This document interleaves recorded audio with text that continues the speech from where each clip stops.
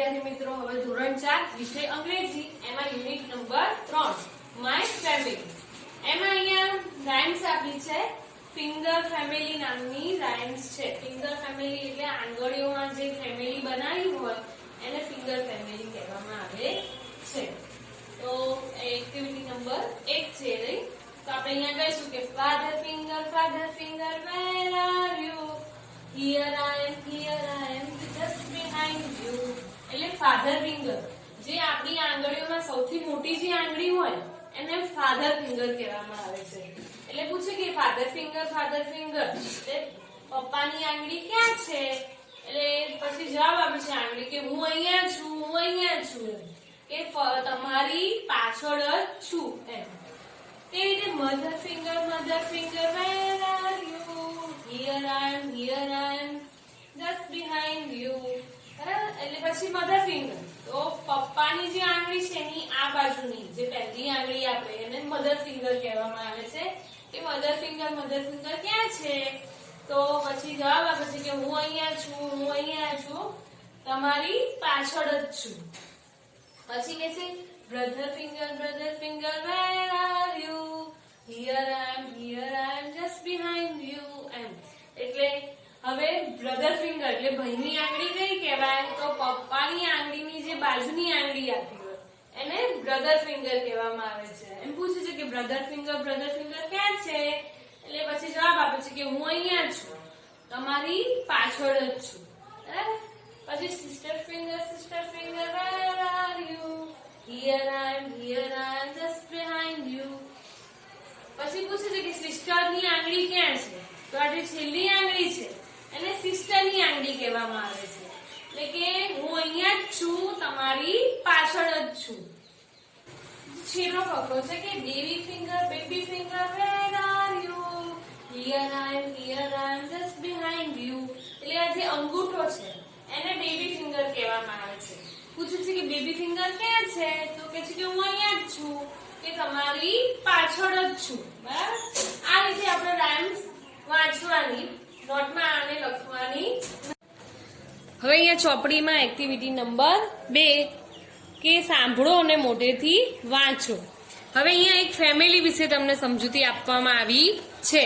અહીંયા હસબન્ડ છે, એમનું નામ સુરેશ પટેલ છે અને તે ખેડૂત છે અને તેમની ઉંમર આપેલી છે 50 વર્ષ. સુરેશભાઈના પત્ની છે આ સૂર્યાબેન પટેલ, તે હોમમેકર એટલે ગૃહિણી છે. ઘરનું કામ જે કરતા હોય એને હોમમેકર કહેવાય, હાઉસવાઈફ કહેવાય.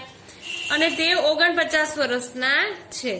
આ બંનેને સુરેશ પટેલ અને સૂર્યા પટેલને 2 બાળકો છે, જેમાં એક બાબો છે સન એમનું નામ છે રીતેશ અને તે પોતે આર્ટિસ્ટ એટલે કલાકાર છે, ચિત્રકામ કરે છે. તે 25 વર્ષનો છે. અને એક એમને ડોટર એટલે પુત્રી છે જેનું નામ રીટા અને તે એક શિક્ષક છે અને તે 22 વર્ષની છે. હવે અહીંયા નીચે તમને ફકરો આપ્યો છે, સમજૂતી આપી છે. આઈ એમ સૂર્યા પટેલ, હું સૂર્યા પટેલ છું. આઈ એમ અ હોમમેકર, હું ગૃહિણી છું. આઈ એમ 49 years old એટલે હું 50 વર્ષની ઉંમર ધરાવું છું. Suresh Patel is my husband એટલે સુરેશ પટેલ મારા પતિ છે. હી ઇઝ અ ફાર્મર તે એક ખેડૂત છે. હી ઇઝ 50 years old તે 50 વર્ષના છે. I have a son and a daughter મારે એક પુત્ર અને એક પુત્રી છે. My son's name is Ritesh મારા પુત્રનું નામ શું છે? Ritesh. He is an artist તે એક કલાકાર છે. હી ઇઝ 25 years old તે 25 વર્ષનો છે. પછી my daughter's name is Rita મારી પુત્રીનું નામ રીટા છે. સી ઇઝ ટીચર તે એક શિક્ષક છે. સી ઇઝ 22 years old તે 22 વર્ષની છે. હવે અહીંયા તમને બતાવ્યું છે કે અહીંયા ક્રમ આપેલું છે, નામ, ઉંમર અને ઓક્યુપેશન એટલે એમનો વ્યવસાય. તો સુરેશ પટેલ કેટલા વર્ષના છે? તો આપણે અગાઉ ફકરામાં જોયું કે 50 વર્ષના છે અને તે એક ખેડૂત છે.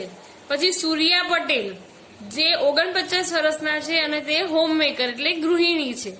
પછી રીતેશ જે 25 વર્ષનો છે અને એક કલાકાર છે. પછી રીટા જે 22 વર્ષની છે અને એક શિક્ષક છે. બરાબર, એટલે આ પ્રમાણેનો ફકરો, ધંધો, ઉંમર અને એમનું નામ આપેલું છે.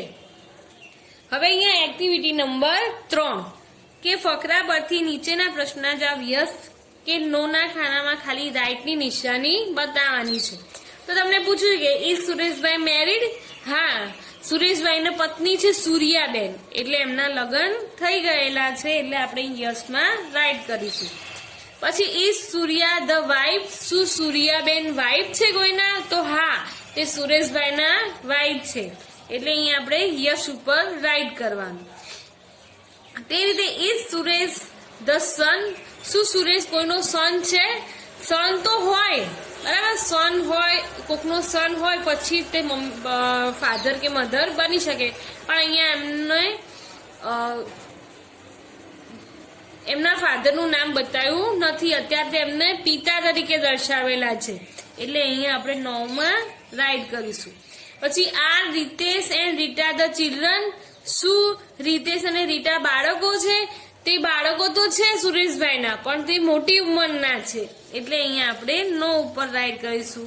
પછી આ સુરેશ અને રીટા ધ ચિલ્ડ્રન? શું સુરેશ અને રીટા બાળકો છે? તો સુરેશભાઈ તો પિતા છે અને રીટા એમની પુત્રી છે, તો શું એ બાળકો છે? તો અહીંયા 9 ઉપર રાઈટ કરીશું. હવે નીચે શબ્દ જોડીઓ આપેલી છે તે મોટેથી બોલો. આપેલી ખાલી જગ્યામાં મૂળાક્ષરો લખો. તો અહીંયા તમને આપણે ફેમિલી મેમ્બર્સના સ્પેલિંગો આપેલા છે, જે અગાઉ આપણે શીખી ગયા. એ પ્રમાણે અહીંયા ખાલી જગ્યાઓ આપેલી છે કે કયો સ્પેલિંગ છે ને કયો મૂળાક્ષર ખૂટે છે, એ પ્રમાણે પૂરવાનું. તો અહીંયા આપણે મધરનો સ્પેલિંગ આપેલો છે, એમાં અહીંયા ઓ પૂરવાનો. પછી આ વાઇફનો સ્પેલિંગ છે, જેમાં એફ ખૂટે છે. પછી આ ડોટરનો સ્પેલિંગ છે, તો અહીંયા એમાં ટી ખૂટે છે. પછી સિસ્ટરમાં અહીંયા એસ અને ટી ખૂટે છે. પછી અહીંયા આંટનો સ્પેલિંગ છે, તો એમાં ટી ખૂટે છે. પછી ગ્રાન્ડ મધરનો અહીંયા આપ્યો છે, તો ઓ અને ટી ખૂટે છે. પછી અહીંયા ગર્લ, તો અહીંયા એલ ખૂટે છે. પછી અહીંયા નીસનો સ્પેલિંગ આપ્યો છે, તો અહીંયા સી ખૂટે છે. ત્યારબાદ અહીંયા ફાધરનો આપ્યો છે, તો અહીંયા એફ ખૂટે છે. હસબન્ડનો સ્પેલિંગ આપ્યો છે, બી ખૂટે છે. સનનો આપ્યો છે, અહીંયા ઓ ખૂટે છે. પછી અહીંયા બ્રધરનો સ્પેલિંગ આપ્યો છે, તો BROTH ખૂટે છે. પછી અંકલ, તો CL. પછી ગ્રાન્ડફાધર, એટલે અહીંયા એફ ખૂટે છે. પછી અહીંયા બોય, તો BOY બોય. અને આ નેફ્યુ, તો અહીંયા પી ખૂટે છે. હવે એ રીતે એક્ટિવિટી નંબર 5 કે તમારા શિક્ષકની મદદથી વાક્ય બોલો અને મૂળાક્ષરો ઓળખો. તો આ આપણે અગાઉ શીખી ગયા કે a glass, a sister, the sun, a duster અને અ બિસ્કિટ. એમાં જ્યાં જ્યાં એસ હોય એની ફરતે આપણે ગોળ કરવાનું. તો અહીંયા જ્યાં જ્યાં એસ આપેલા છે એની ફરતે હું ગોળ કરું છું. હવે એફ, તો અહીંયા આપેલું છે કે ફ્રોગ, આ ફ્રોગ છે, ફ્રોગ, ફિશ, ફિંગર અને ફેન. તો જ્યાં જ્યાં એફ આપેલો એની ફરતે આપણે ગોળ કરવાનું. હવે અહીંયા એક્ટિવિટી નંબર 6 કે નીચે આપેલા પ્રશ્નોના આધારે જોડીમાં વાર્તાલાપ કરો. એ પ્રશ્ન પૂછે અને બી ઉત્તર આપે. પછી બી પ્રશ્ન પૂછશે અને એ ઉત્તર આપશે. તો અહીંયા તમને ફેમિલી વિશેની માહિતી આપેલી છે. તો તમારા ટીચર કે મમ્મી પપ્પા સાથે આ વાર્તાલાપ કરવાનો અને અહીંયા તમારા વિશે, તમારા પપ્પાનું નામ, તે શું કરે છે, તેમની ઉંમર, તમારા મમ્મીનું નામ, તે શું કરે છે, એમની ઉંમર, ભાઈ બેન અને તેમના નામ, એ પ્રમાણે અહીંયા વિગતો આપેલી છે. તો તમારે આ વિગતો ઘરેથી, પોતાની પર્સનલ વિગત હોવાથી ઘરેથી ભરવાની. હવે અહીંયા એક્ટિવિટી નંબર 7 કે ડી અક્ષર ઓળખો. તો જ્યાં જ્યાં ડી હોય ત્યાં આપણે ગોળ કરીશું. A board, a daughter, a donkey, a door, a window. તે રીતે જી, તો જી જ્યાં હોય ત્યાં આપણે ગોળ કરીશું. અ grass, a girl, a guava, an orange, an a tiger. તો ત્યાં જ્યાં ટી હશે ત્યાં આપણે ગોળ કરીશું. હવે અહીંયા એક્ટિવિટી નંબર 8 કે વાર્તા સાંભળો અને તમારા ગુજરાતીના પાઠ્યપુસ્તકમાં ઓળખો. તો નાવડી જે તમારા પાઠ્યપુસ્તક ગુજરાતીનું છે તેમાં જે પહેલો જ પાઠ છે નાવડી, ધ બોટ એટલે નાવડી, એની અહીંયા ઇંગ્લિશમાં સમજૂતી આપી છે.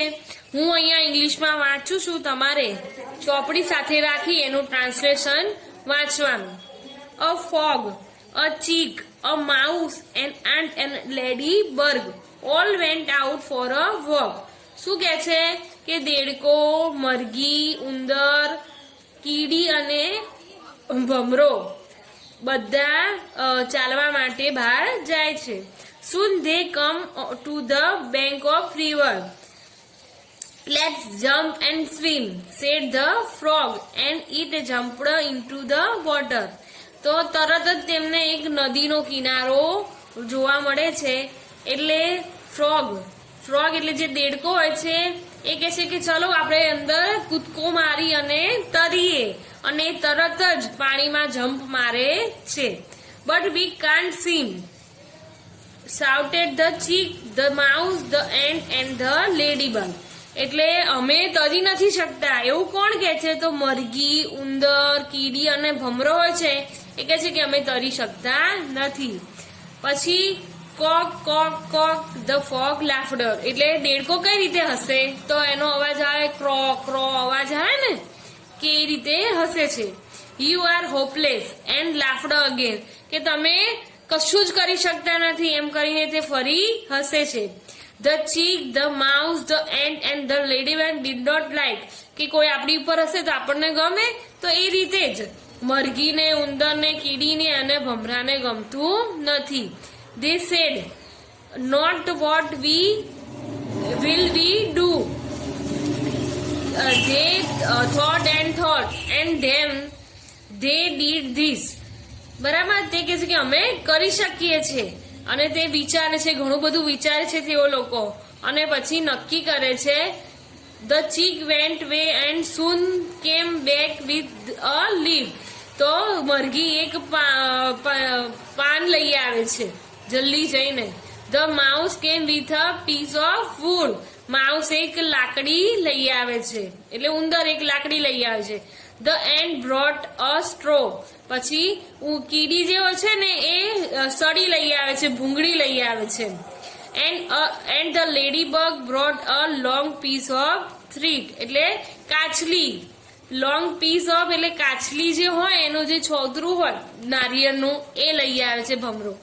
They used the leaf, a straw, and the ladybug brought a piece of wood, a straw, and piece of thread, and made a boat. આ બધાનો ઉપયોગ કરીને તેઓ લોકો શું બનાવે છે? તો બોટ બનાવે છે. They put it into the water. તે નદીમાં તરતું મૂકે છે. Jump on it, and the boat moved. એની પર કૂદકો મારે છે અને બોટ ચાલવા માંડે છે. They all dance and sang loudly. તે લોકો નાચવા માંડે છે અને મોટેથી ગાય છે.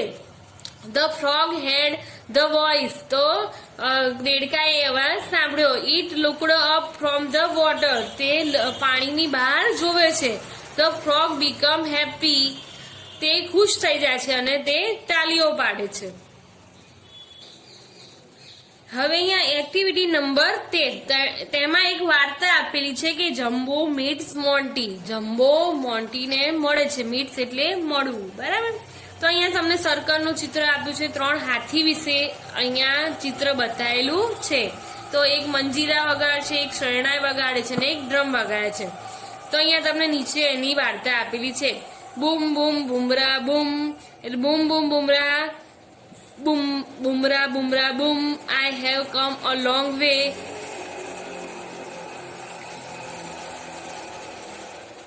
With my little drum. Jun, jun, jun, jun, jun, jun, junra, jun, we have come a long way just to have some fun. બરાબર, આ રીતનું અહીંયા ગાય છે ગીતો. હવે અહીંયા તમને સમજૂતી આપી છે કે look at the circus elephant. સર્કસના જે હાથી છે એની તરફ જુઓ. They are Mumbo, Jumbo and Rumbo. તે મુમ્બો, જુમ્બો અને રૂમ્બો છે. Jumbo is standing in the middle. Jumbo જે છે તે વચમાં ઉભેલો છે.